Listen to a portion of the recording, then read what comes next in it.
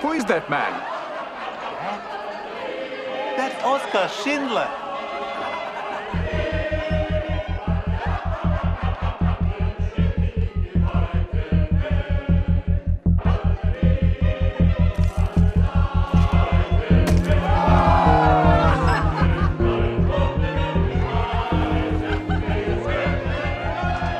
Science fiction writer Philip K. Dick once remarked that in the midst of great tragedy, there always seems to be the horrible possibility that something terribly funny will happen. Steven Spielberg's Schindler's List is a remarkable depiction of the horrors of the Holocaust, a monochrome exploration of the humanity that can arise from the depths of inhumanity.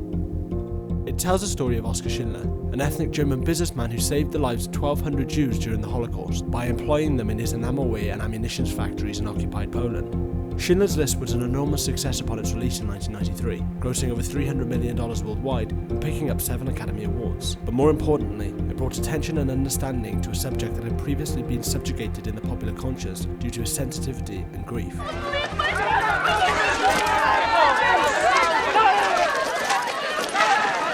Have you ever noticed there were moments of dark irony, comedic brilliance, and cathartic humour woven throughout the unspeakable horrors depicted in Schindler's List?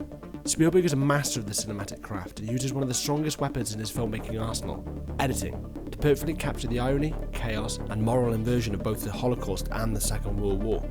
As theorist Jeff King writes, humour is an important ingredient in the modulations of tone found in Schindler's List, especially in the first hour before the onset of the worst labour camp atrocities. A vein of dry deadpan comedy runs through the establishment of the character of Oskar Schindler.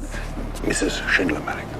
King's point is that Spielberg employs humour in Schindler's List as a deliberate tool to offset and lighten the film's pretentious mood and to poignantly evoke the sudden irony of the horrors that are to befall the characters.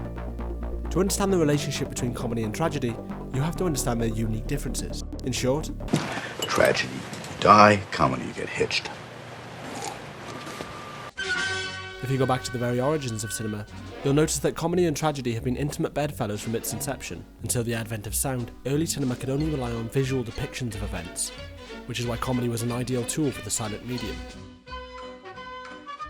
Charlie Chaplin's The Kid tells the story of a woman who decides to abandon her child in the back seat of an automobile.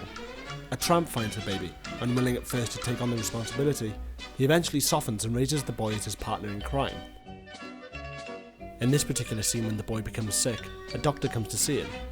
Upon discovering that the tramp is not the boy's father, 2 men come to take the boy to an orphanage, but the tramp pleads and fights with them to prevent the boy from being taken away from him. The emotional and distressing gravitas of the scene is ingeniously offset by the comedic slapstick sequence that follows. Chaplin's intention in this scene is to wrong-foot his audience by sending them down an emotional alley of melancholy and woe, only to be hit on the head with a mallet of relief and comedic respite. Big smile, big smile.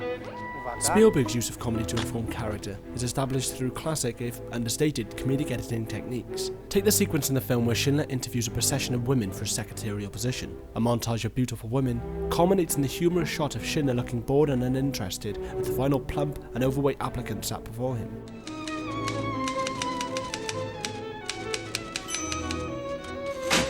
This jump cut sequence highlights that Schindler's degree of interest is solely determined by shameless superficiality and appearance rather than professional expertise. In another example, there is a comically elliptical cut in which Oscar's wife Emily offers to stay with him on the condition that he remains exclusively faithful to her. This proclamation is swiftly followed by a shot of Emily departing by train, humorously undercutting and emphasizing Schindler's refusal to abandon his pleasure-filled, self-centered, and hedonistic lifestyle.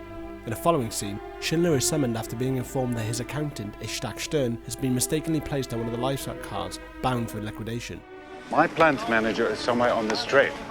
If it leaves with him on it, it'll disrupt production, and the armaments board will want to know why. Schindler asks for the Gestapo clerk's name, who has identified Stern's name on the list, and dutifully refuses to release him.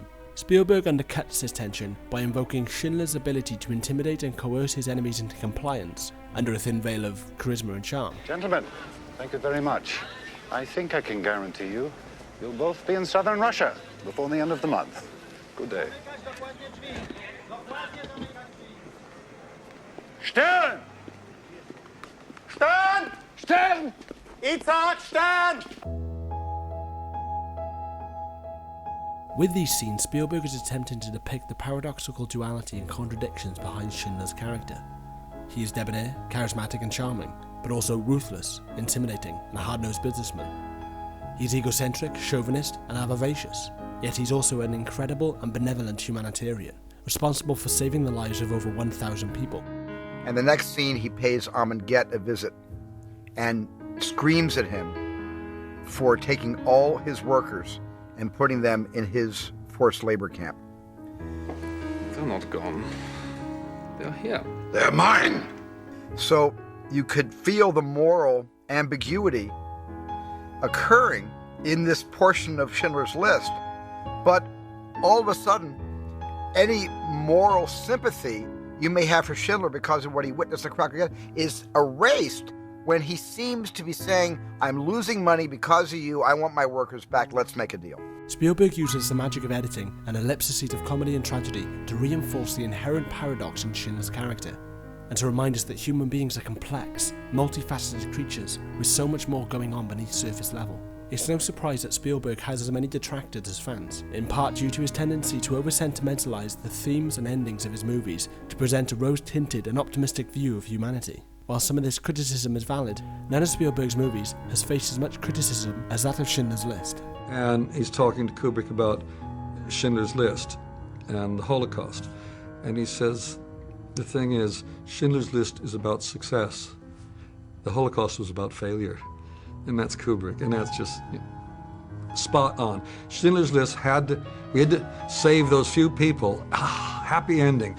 A man can do what a man can do, and stop death for a few people. But that's not what the Holocaust is about. It was about complete failure of civilization to allow 6 million people to die. Spielberg's former producer, Kathleen Kennedy, was asked in a recent interview what exactly it was about Spielberg's movies that are so enshrined in the zeitgeist and history of cinema.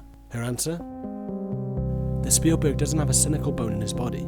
He is an unapologetic optimist that only sees the good in everything and everyone. He believes in the positive. Comedy is used in Schindler's List as a symbol of the triumph of humanity in the wake of persecution. The comedy arises from the tragedy of the Holocaust and the humanity of laughing in the face of impending doom.